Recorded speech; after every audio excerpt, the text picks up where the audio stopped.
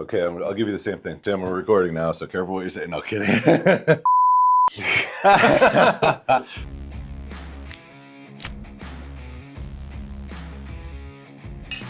All right, let's get into it. Welcome back, everybody, to another episode of the Warfighter Tobacco Podcast. This is one of my favorite people in the cigar industry, and I'm sitting in his shop doing this for you guys. This is Tim with Cigars Daily. I don't know if you've heard, most people have, but Cigars Daily is a huge online platform. Any information you ever want to know or learn about cigars, go to their YouTube page. Tim made a video of it. I guarantee you, he made a video of it. I made a video of it, and then YouTube deleted it, and I made it again. Yeah, dude. But no, it's amazing, and we refer a lot of guys over to your site when they ask for information, because we can give them some, but you go so far in depth about all the different little nuances about cigars in the industry and some etiquette, some do's and don'ts, and a lot of really funny stuff that goes along with it as well. Thank you, man. So when did you get started, like not the business side of it, but just smoking cigars? I started smoking cigars right when I turned 18. Yeah. Back in the day, when you could smoke when you're 18, I thought, in our culture, there ain't no rite of passage for becoming a man anymore. Mm-hmm. Like our cultural definition of what a man is, the guy who can bang the most chicks and buy the most cars and have the biggest house, and like there's no real unifying like what is a man. So when I turned 18, you can go buy pornography, or you could buy tobacco. And I was like, oh, tobacco seems like a pretty good thing. And I went to a cigar shop and I got my first cigar. It was an Ashton. I asked the guy for a recommendation, told him it was my birthday. He recommended an Ashton, Connecticut Robusto. Okay. And I saw the Churchill next to it, and I was like, no, I need that one. That seems like a man's cigar. But, it was back in the day where you could smoke inside at some places. And I took a few friends. We went to a billiards hall and played pool, and I made myself sick off that thing. Yeah, I was like ill by the time I was done with it. That's awesome. But after that, I was like smitten by it. I love it. Yeah, you're like, man, I really like this experience. This is awesome. Even though I got sick, but yeah. And for years, it was just like smoking poker games. For my friends and I, we weren't very good at poker, so it was like a $5 buy-in, and you bring a 6-pack of beer and a couple of cigars. It's like that's like a great Friday night, and you end up spending what, like $20 on everything. Like, like some of the best memories I have. It's way better than going to a bar. Damn, way better than going to a bar. Yeah. So, and I've said it before in some of the episodes that we've done, like I started smoking, my first cigar I had, I was 13, because I thought my buddy's brother who had a Buick Grand National was the coolest guy in the world. Obviously it wasn't like a once a day thing when I was 13, 14 years old, but it definitely stuck with me, you know what I mean? And then clearly, back then there's no thought in my mind about doing anything with cigars, professionally. But now here I am, and it's awesome. So what are, over the years of you smoking cigars, I mean, what was a couple defining moments of good memories about a cigar? You know what I mean? Like an event that happened while you were smoking a cigar, or a cigar reminded you related to it, or something like that. I'll tell you this, like you, the way I ended up in cigars was that was never the idea. That was never the plan. Cigars were just kind of I like doing this. And really for memories, like playing poker, talking shit, drinking and smoking was that was the thing I probably, throughout college, it was the thing I probably looked forward to the most out of all the things that I did. And those moments were always super precious to me. But the thing about cigars that I like, and one of the things I like about podcasts and YouTube and everything like that, is cigars are super simple at face value. You can just like cigars and have it with a poker game and know nothing about it. Nothing at all. Light it up and enjoy it. I put this into my mouth and I light that in. Yeah. That's it. Not like all those finicky pipe fuckers out there. But you can also dive deep. You can dive headfirst into the world of cigars, and you can learn about the vitolas, and you can learn about the leaf and the growing regions of the countries and the seed that goes into it, and the unbelievably complicated process. It's a deep rabbit hole. All too much about. You learn a ton about it. And when I first got into cigars, there was no central repository of information for this. This is back when Amazon sold books. They were a bookseller. And so you could buy a book on Amazon, and learn about it. But there was no way to learn about it. So as I got into the industry, I really got to teach a lot of people about that. And one of the biggest things for me that was like a moment was rolling cigars. Okay. I started that when I was in just out of college. Maybe I just married my wife. Yeah. Because we were down on our honeymoon in Playa del Carmen, just south of Cancun. And there was this dude rolling cigars out front of a cigar shop on a table on the side of the road. Yeah. I gave him $10. I was like, show me. Yeah. Teach me this. I want to do that. And I thought $10 was a fair exchange. And I did not realize that it was not. So for $10, I paid him to like let me roll a cigar while he made fun of me while I was doing it. He's just like, no. And even to this day, if I'm ever at a factory and I'm trying to roll a cigar, they grab my hands and they're like, do it this way because you're just a gringo. But that like something that you're very well versed and passionate in subject matter expert in, right? When you're showing somebody else or you see somebody else doing it wrong, it's painful. It is, and you're just like, just let me do this, you know? Yeah. So I was down at the factory, I don't know, a month and a half ago, I think now, and I brought a couple of guys from Warfighter down, Justin and Dave, and I sat them and made them roll, right? But like your experience was my first experience rolling too. They sat me down and I'm at a roller table and, they're sitting over my shoulder and every time I mess up, their hands are in there fixing it. And so I made it very clear leading up to it. I'm like, I want to set up a completely separate table and I will pay whoever extra, it doesn't matter, but I need them to show. Yep. And then I need them to watch and not touch. Yeah. And they can be like, no, that's no good, or yes, that's good, or do that again. But don't go in and fix it for them. I want them to figure it out, right? And so you watch these other, all the rollers that are doing it, and they're rolling a cigar for 45 seconds, 60 seconds, no problem. Everything's perfect. Everything's amazing. We get these guys on here, and they're like 8 minutes, and they just have a wrapper binder. Binder filler. You know what I mean? And it's like 8 minutes to get that done using the roller and the press. And then the wrapper, and we're like 10, 12, 13 minutes. And I'm like, cool. I'm like, I need you to make 500 of those a day. And they're like, there's not enough time. And I'm like, yeah, it's a lot more difficult than you think it is. Yeah. My first job at a cigar shop was I was a part-time clerk. Okay. I had a chain of cigar shops here in Phoenix. When did you get into the cigar industry on like the smoking side of it? Nope. Like again, nobody who gets into this industry is like, I'm going to go do that now. Like not that I've met. They're like, right. Everybody's just kind of happened one day. It's 10 years. It's 10 years. You're like, how the fuck did I end up here? Like, where am I? I was working at a church with another pastor, and we were trying to church plant, and it was going badly, which is a really nice way of putting it. It was going badly, and the church was so poorly funded that I went like 60 days without a paycheck, like 2 months. Oh, wow. And I got a wife and kids and a mortgage, and I'm like stressing. So I needed to make some money. Mm-hmm. And so I got a gym. I got a job at a boxing gym, doing fitness classes for like soccer moms and stuff like that. And then I was at a cigar shop one day doing a staff meeting, and the lady who worked at the cigar shop was quitting. And she told us that. She was like, hey, I'm quitting. She had completed her master's degree while she was working at the cigar shop, because most people, when you work at a cigar shop, you don't do a whole lot. You like sit behind the counter when someone comes in. Yeah. Hey, how you doing? Looking for anything? No, I know what I want. Okay, sweet. I'm typing my dissertation over here.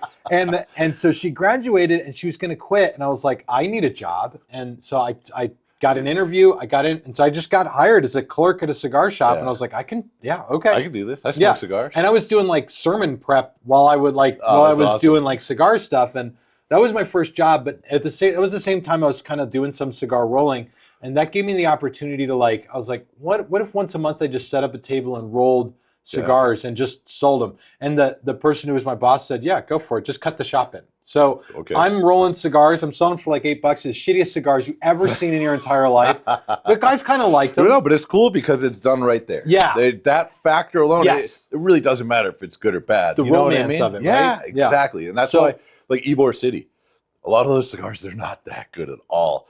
But it's so cool to be like, no, the guy rolled it right there, and then I immediately picked it up and I lit it and smoked it. I still remember those cigars from my honeymoon that the guy rolled. I paid him, but those were some of the best cigars I've ever had. I'm sure that today I would go back and think, you smoke it and you'd be like, whoa, I can't even finish this. Yeah. But yeah, there's a magic to that. And when I was doing it in the cigar shop, I could sell all that I could roll, and I could probably roll 20 or 30 cigars in a day, working an 8-hour day. And it was just like, it captured me. And then all that got taken away when I like really got into the industry. So it's a really long story, but I was a clerk at a cigar shop one day. Yep. The next day I was the operations manager for the whole company. And I was no longer in ministry. I was out of ministry, and we closed down that church. And so then I was a full-time guy. And what I thought cigars were going to be about, which is like the artistry of cigars and all this stuff, turned out to be like spreadsheets and data reports and like a lot of analytics, a lot of like shit that I had no idea. So these days, working with guys like you and like the projects we work on together, and seeing you do the whole rebranding of Warfighter, which, by the way, is like a A-class, top-tier, expertly done rebranding. Appreciate that. That's the way I still get to enjoy the artistry of cigars. Yeah, it's and so you got in it in how long ago was that? How many years? 10 years. 10 years ago next month. That's awesome. Yeah. Okay. So, and our company, Warfighter Tobacco, is 10 years next year. So we kind of got in the industry similar-ish. But your experience in the industry is a little different because you started off as a clerk in a cigar shop, and now you own Cigars Daily, which is a huge platform in the cigar industry. It's very well respected across the board. Every brand, their end goal is to have you carry their cigars. You know what I mean? No, it really is. There's a short list of people that are at the top that you want to get into. You know what I mean? Yeah. Outside of like the huge online super discount, the ones you don't want to get into. You know what I mean? Yes. But like they're good, people. They're good places, good shops. They have good reputations. They're very well liked, and people look to them. And you do a shitload of content. Yeah. Not a lot of people do that. Yeah. Right. And your content's good. It's not like it's up there and it's some guy with, a shitty iPhone that he's not even in frame half the time. And, like it tells a story. It gives information, and people want to see it. That being said, with the industry the way it is, and cigars regulated as much as they are, you've had some trials and tribulations over the years with all of your online content, and same with us with trying to get the brand out there to other people. And you've been on YouTube pretty much the whole time that you've been in the industry. Yeah. And you built up massive followings, and then they cut the legs out from underneath you and took it all away and blocked you and banned you and removed videos and did this and did that. And, so you've been through the ringer essentially. What your solution was Cigars Daily Plus. Yeah. But ultimately your solution for it is you do all this content. So what drives you? How do you come up with your ideas for your content? Because some of the stuff, like, on the show that I've been on, like, we put together Legos while smoking cigars and a cigar to be in your mouth. Yeah, like, how do you come up with some of this stuff? So being a cigar guy and trying to live in the civilized world with the rest of these motherfuckers, it's like being a MAGA anti-vaxxer during COVID all the time, Like that's been my life for 10 years. Like these conservatives who were like, no, they're shadow banning us during COVID. And like all the cigar guys are like, first time. I know, right? Like, welcome to the shit show, guys.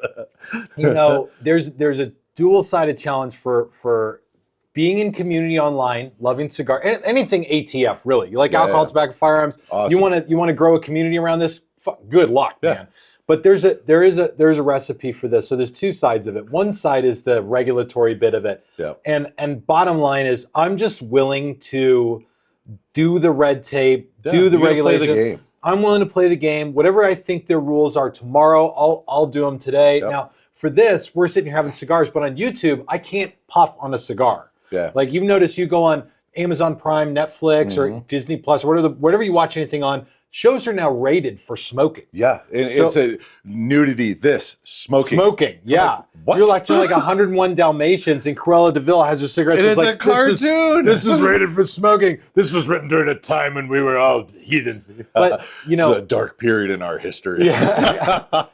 So you just deal with it. You just fucking put up with it. And you go into it. And the benefit with Cigars Daily is my community is so amazing. The people are so good that it makes it easy to do. Right. It's a pain in the ass when you sit at the table, but then it gets paid back in the love that everybody gives to it. But the other side of it, like the content, that's the part that I love, because in my mind it works really quite simple like this. When I look at the internet is just one big conversation going on all the time about every topic that you could imagine. And so cigars is one of those topics, and you can just join that conversation. It's like going into a cigar lounge. Right. This guy's sitting around talking about stuff, and you can just sit there next to him and listen to him, and you can join that conversation, and just throw something in there. And if it's good and they like it, then you're a part of that crowd. Like you fit in, you belong. And the cigar world really received that well. I joined just by answering questions people already had. And my benefit with Cigars Daily especially is that I got to work shoulder to shoulder with guys like you who are in the thick of it in cigar making. Right. And I got to learn from you guys. So I take all of that stuff and I give it out to the community out there, and they get to really, like I said, dive deep into the cigar world with us. That's awesome. And like when we first started, some of your guys' earlier content that you were putting out were things that we would share because it was like, I couldn't make this better than they just did it. So instead of me trying to recreate the wheel, I'm just like, nope, here, this answers everything that you're asking me right now, you know? And it's amazing because there's so much about cigars. Like ultimately you go get a cigar and it's going to work almost no matter what you do. You're going to be able to light it. You're going to be able to smoke it. And it's going to be a cigar, right? Now the further you go down the rabbit hole, the further you get into do's and don'ts. You get into etiquette. You get into proper ways to be in a lounge, proper things to do, things to say, things not to say, all this stuff. But until you do it, you don't know any of that. But it's like anything else. So you get into firearms and you're a noob. You're this guy that, you don't need a high point. Like, what the fuck? It's the same thing. You get into cigars and you're like, the fuck you smoking that Gurkha for, dude? And it's just things like this that you don't know until you're in it and then you do it. Well, there's firearms is a great example because so I was growing up, I grew up in a household where firearms were not simpatico. Okay. My parents still don't have any firearms. They're conservatives. My parents are both MAGA people, but they don't like guns at all. Really? It's really bizarre. Huh. And so I never fired a gun until I was in my 20s. Okay. And I would go out with my friends who all been shooting since they were little kids with their parents, and all of the gun rules were very second nature to them. Yeah. But they had to look at me and be like, you can't point that at people. And I'm like, oh, okay, sweet. I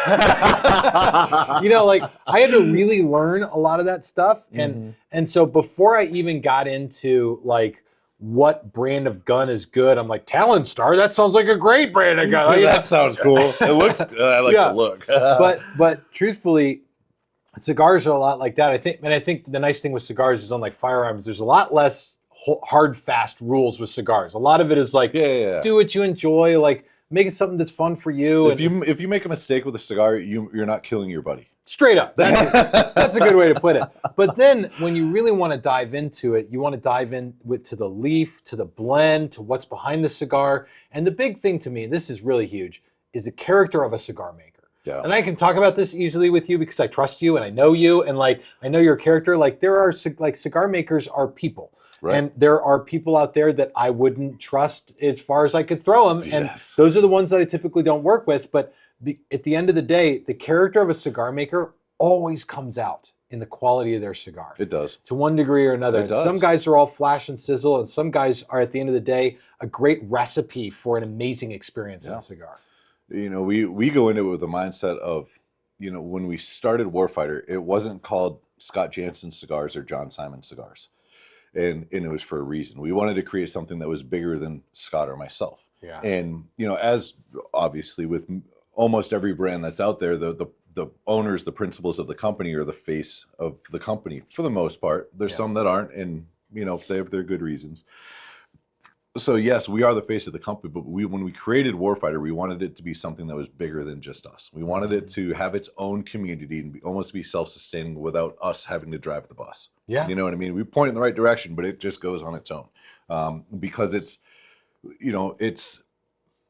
not like I'm doing this because I want to be recognized. I'm doing this because there's a community that needs this. And this is that common bond that brings them together. And, as long as there's a mission behind what you're doing, it's going to fucking work. Well, but if you're doing it for selfish reasons, it's never going to work out. A great sign of success, one of really great signs of success, is when you can create something that can live and breathe without you. Yeah. Which is a really fucking hypocritical thing for me to say. Because I am the face of Cigars Daily. And without me, Cigars Daily, the value of Cigars Daily is a little different. But truthfully, I think that's that's a powerful thing to do, and there's a lot of wisdom behind it. Like Warfighter is Warfighter. Like I associate Warfighter with you a lot, but like someday when you retire, like Warfighter will live on. Like it'll stand on its own. Exactly. And that was our goal when we started it. You know, we were looking so far ahead that we made a whole bunch of mistakes up front because we were looking 5, 10, 15, 20 down the road instead of 5, 10, 15, 20 months. Yeah. Down, you know, we were looking years instead of months, bro, you know what I mean? And so when we got to the 5, 10, 15, 20 months down the road, we're like, oh shit. There's a bunch of potholes here. Yeah, like, man, what the hell? We had this huge plan and it was beautiful. And what the fuck happened? But, you know, we're just too dumb to quit, so we had to make it work. But, you know, any part of this industry is brutal. Like there's seasons, there's times, there's years, there's regulations, there's taxes, there's all these things that go into and affect us. And this isn't a necessity. People don't. It's not like you know, milk or eggs or rent or fuel or something like that where you have to get it. Right. You know, this is it's a higher end commodity. People are like, oh yeah, I'll have a cigar. You know what I mean? But it's not like, oh, I need 10 of these a day, or I need this, or I need that. So the whole industry in itself ebbs and flows. But you survived some of the most drastic shit that's happened in this industry, and that's been like all through COVID, all through the deeming rules in 2016, and all of the bullshit. And now, luckily, we're on the back end of that. But now we have some economy shit that's happening, and so it's just one thing after another. Luckily, you guys are established enough where your customer base is amazing, and they're very, very loyal to you guys. Well, I'm going to say this right now. I'm smoking the Night Shift, a spectacularly outstanding Warfighter cigar that I recommend highly, especially to somebody that likes a nice, thick, voluminous flavor and smoke with a nice chocolatiness to it. And I recommend this cigar highly. I'm going to tell you about a project that I'm working on right now. Okay. Because to me, it cuts to the core of what you're saying. Okay. My brand is American Viking Cigars. Yep. We carry them almost exclusively at Cigars Daily. And I'm making a cigar right now that is a dark Maduro, a powerful cigar that's called Unkillable.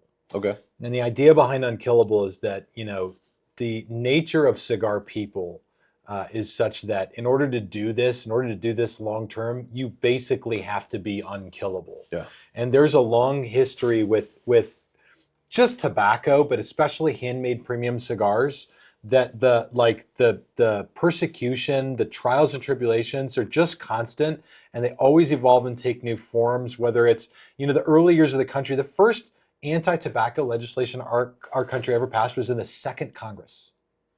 I mean, it's like, it goes back as far as time can go, but you can take, I mean, just in recent history, it's communism rising up in Cuba and crushing the cigar industry there, forcing the cigar makers out of there. And then they go in countries like the Dominican Republic and Honduras, and the guys who went to Nicaragua were driven out of Nicaragua by the Sandinistas. Yeah. And then the industry has to rebuild itself. And even then, modern day, you know, you still have a lot of turmoil in Nicaragua. In 2018, they had a big uprising there. Right. It was like a huge issue for the industry. It was a thing. And if it's not all of that, it's regulations and taxes in the United States. It's cities, states, and counties who are coming out with ridiculous laws that are industry crushing and freedom crushing for the consumer. Right. And then even beyond that, in my world, it's social media where it's like, you can't say this, you can't do that, mind your P's and Q's. And there's just, it's constant from every direction. Yep. But the singular uniting fact that I have so much respect for in the cigar makers and the people who have been doing this a long time has to do with that unkillable nature. Yeah. No matter what the world throws at you for this, we're still gonna at the end of the day, we're still going to figure out a way to do what we love. And I cherish that about cigars more than just about anything. Yeah. One of the funniest sayings that I've heard in the cigar industry, I'm not going to say who said it because it's just a good saying. This was when all the deeming rules came out and nobody really knew what was going on and how this industry is going to look after, if any of this is going to happen or not.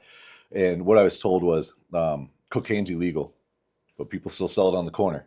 You know what I mean? Yeah, right. And it kind of changed a little thing, like in my brain, and it was just like, okay, Like, why am I worried about not doing a project?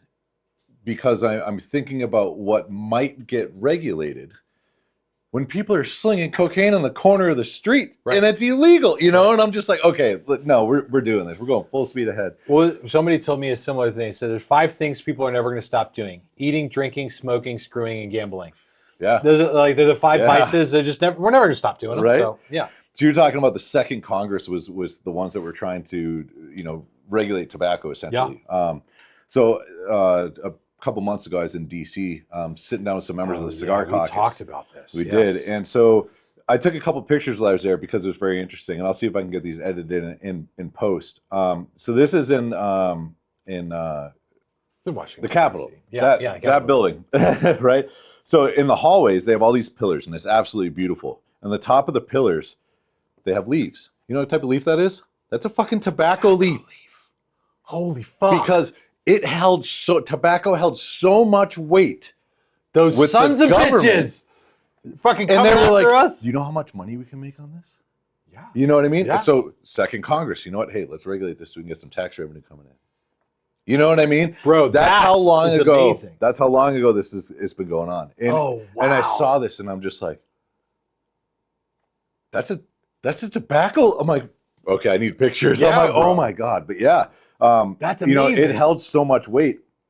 And there's so much cool stuff when you look at some of the buildings, like in government buildings in Washington, D.C., because they put so much detail and everything, every single little tiny thing has a meaning behind it. And I appreciate that. But having the tobacco leaf in that building while we're sitting in there talking about tobacco regulation, I was just like, man, this is so fucked up. Yeah, dude. You know, like they're projecting the thing that we're trying to fight them about right now because they're regulating the shit out of it. And it's just like, oh my God, how did we get here? Yeah. You know? Yeah, dude. Yeah. That's crazy. Okay, well, but yeah. That's going to come up again. I'm asking you to text me that picture because that shit's going to be on the front page of my channel. As soon as we get done recording, I'll send it to you. Do you know that during the Revolutionary War, I know I'm going to misquote this somehow, but during the Revolutionary War, we used tobacco as collateral to get help from the French. I believe French it. or the Spanish or both. But it was like we used tobacco as a collateral for that. It was like always a huge thing. Yeah. And a lot of the danger with tobacco and the war against tobacco really came from big tobacco and the cigarette companies. Yes. And what they did with tobacco, and typically in a laboratory, and then advertising it and pushing it to kids through the 50s, 60s, and 70s. Yeah. It was a 9 problem. out of 10 doctors recommend such and such cigarette. No. It was a problem what they did.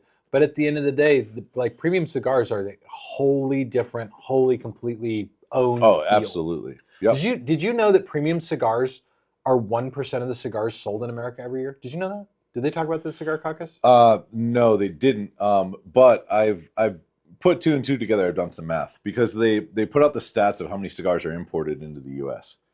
There's like 450 million. Yeah, I think the last.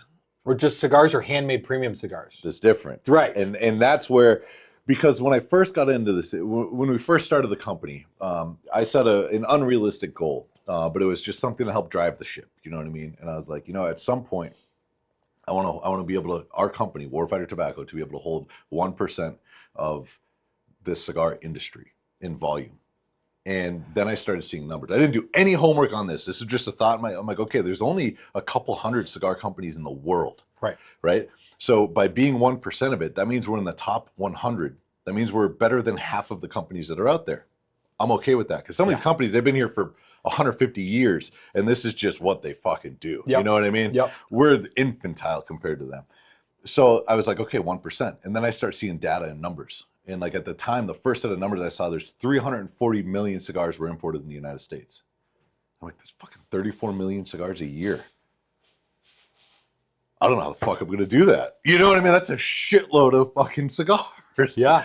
And then I start digging and realizing, like you were saying, 1% of that is what's premium cigars. So the number, I think that the numbers as far as I heard it was this. We import 450 million cigars a year. Okay. But I don't know if that's just premium cigars because 1% of that is 4.5 million. Right. Right? No, 450. 1% is 45 million. That'd be 10%. Fuck me. Yeah, you're right. But if you make 45 million cigars, you're gonna be fucking crushing. My math, sorry. My math's not math That's all right. today. You're battle worn. Jesus. It's good. But Wow. but truthfully, I don't know if 450 million is the number of premium handmade cigars. I imagine that it is. Yeah. So here's the way the numbers break down, as far as I understand. We import 450, and it might be a little less than that now. 450 is sort of where we topped out during Right. COVID because there was sort of a boom. And so let's call it that. Those are the numbers that we import from Nicaragua, from Honduras, the Dominican Republic. And that doesn't include, I believe, machine-made cigars, which are 99% of cigars in America. It's the gas station stuff that sits behind the counter that you see at the gas station and the head shop and all that crap.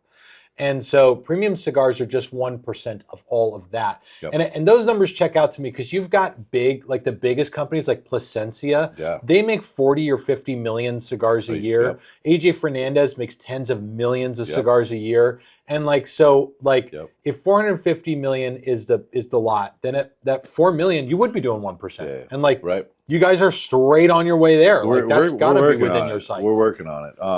It's definitely it will be an achievable goal for our company. I don't know when, because the industry has so many, I don't know, hurdles. You know what I mean? Yeah. And you know, like we started, part of our business plan originally was to just send a percentage of what we manufactured to guys overseas, troops deployed. Then the deeming stuff came out, and that hard fucking no. So immediately it was like, oh, okay, we got to shift. You know, and so the whole 10 years we've just been shifting, right? But we're staying on the same path, but you know, it's not that straight line. And that's the thing that it's just like, okay, we're this far into the industry. I thought we were going to be here, but we're only here. It's like, okay, how do we get to that next? You know, and then we just did all the repackaging and rebranding, and we did all this stuff. So we're definitely on the right track to get to that point. But getting those hard numbers to figure out how I'm actually 1%. Right. That's the hardest part of the world. So we're just going to have to set a goal and be like, okay, this is our goal. This is what we want to be. There's this is the thing that's fascinated me, especially with Cigars Daily. And this is going to be similar with manufacturing as well. Like there's you can do something and do really well at it. Right. But there are certain markers you'll hit that will determine your legitimacy and solidify you. Yep. You know, an example is this. Cigars Daily Nation has been the biggest online community of cigar smokers in the world for a while. Yeah. And in the first few years, we were growing like a weed. I mean, we were growing faster than anybody else. Nobody, like only a few people really took notice. Yep. And like the first year we went to PCA, we could have been flies on the wall. The second year we went to PCA, we had a lot of people pulling us over and be like, Cigars Daily, I've seen your stuff. Now I go to PCA and I can't walk 10 feet without someone being like, Cigars Daily, I got in the industry because your videos, this, that, and the other thing. And even still, this is year 7 for Cigars Daily. Yep. And now I'm really noticing a more substantially more pull from manufacturers to be like, let's do something together than I saw in year 5. Yep. And in year 5, we were doing like really considerable growth in numbers. And so I think there's just a point of prominence that you hit. And I don't know if it's year 10 or year 12 or year 15, where you sort of like, I don't know if it's like break through a barrier or break through a ceiling where suddenly things start to open up. And it might just be that like cigar smokers need to go into the shop and see the Warfighter there 4 or 5 or 6 times before they're like, oh, like that. Yeah, I'm familiar with that. I know that. I need one of those. You know, it's the breakthrough from boutique to time-tested brand. Yeah. When a regular cigar smoker goes into a cigar shop and they more or less expect to see your cigars there if it's a reputable shop, right? And that's what you're trying to get to now. That's all the work of building a brand. Exactly. You know, we were told from the get-go, like kind of similar to you, like year 1 at the show, they're like, "Who the fuck are you?" "I'm John with Warfighter Tobacco." They're like, "Cool. Yeah, that's cute." You know what I mean? And then like year 2, and I'm like, "Hey, remember me? I'm John with Warfighter Tobacco." You know, and they're like, "Oh, no, you guys are back again? Okay, cool. No, maybe year 4 will come by and talk with you." You know, because they come and they go. Yeah. Cigar brands, they show up, they're there maybe a year, 2 years, and then they disappear. Straight up. For a shop to get behind a brand, that brand disappears. They took all that time and effort and work to get their customers behind that cigar as well, and then all of a sudden that company disappears, and that happens to a shop a couple of times, and like, you know what? No. Yeah. I'm not doing that again. Exactly. You know? So, year 3, we show up to the show and we're walking up and we're like, oh, Warfighter boys. And we're like, all what? of a sudden, yeah. But it wasn't like, hey, I'm going to come by and say and place an order. It was just like, oh, hey, nice seeing you guys here again. Right. So then year 4, then there was me. And I'm like, hey, remember you told me year 4? That's fucking year 4, bitch. You come to the booth or what? Yeah. You know what I mean? And so, and then year 5, year 6, and then we were talking to a shop on the East Coast that's a very well-known shop. And this was, I think it was last year. And, we're talking. And I'm like, yeah, this is, year 9. Next year's our 10-year. We got a 10-year anniversary cigar coming out. And I'm going over, the night shift was new, all this kind of stuff. And he's like, 10 years. He goes, you're almost an overnight success. You know what I mean? And it's just so funny because this industry is so old. Yeah. That when you're trying to get in it new, it's so hard. You have to put that time in for people to have that brand recognition, right? Plasencia is an amazing example of it. They've been around so long as a manufacturer, right? They never had their own line of cigars. They made cigars they made what, 30-something% of almost every humidor you walk into is made at Plasencia. Yep. For 150 years. Yeah. And then all of a sudden they were like, hey, you know what? Maybe we should do our own cigars. Put our name on it. Yeah, let's do.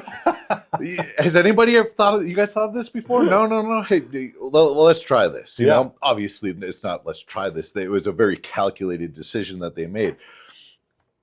And they exploded, right?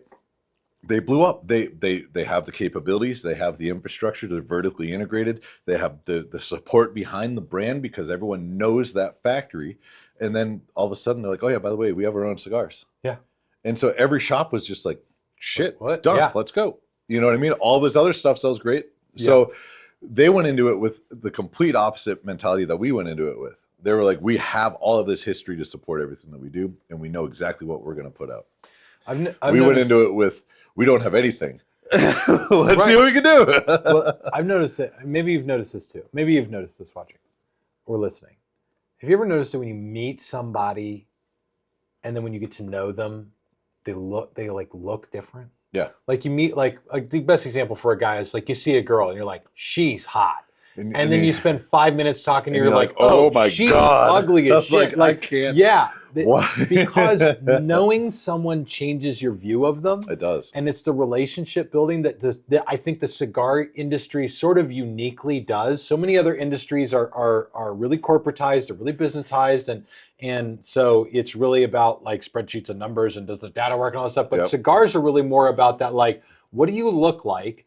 And then who are you? And then as a person, and because that is going to affect your product. Exactly. And then once I know what you look like, what does Warfighter look? What does the cigar look like? What's the branding like? And the repackaging you guys have done that gives it more prominence. And then who is John Simon? And then once I know what Warfighter looks like and who John and Scott are and who everybody behind the brand is, then I get a real picture of Warfighter, and that is appealing, and that's what causes you to live, like to survive, like to live through it all, because you could be great, you could be an amazing person with amazing cigars, and the packaging isn't do a good job, or the advertising does a good job, it's not there, or you can have the perfect marketing and be a piece of shit and still fail, right? Right. And we used some of the legacy brands when they started, and it's hard to find some of the stories of some of these companies because they're so old.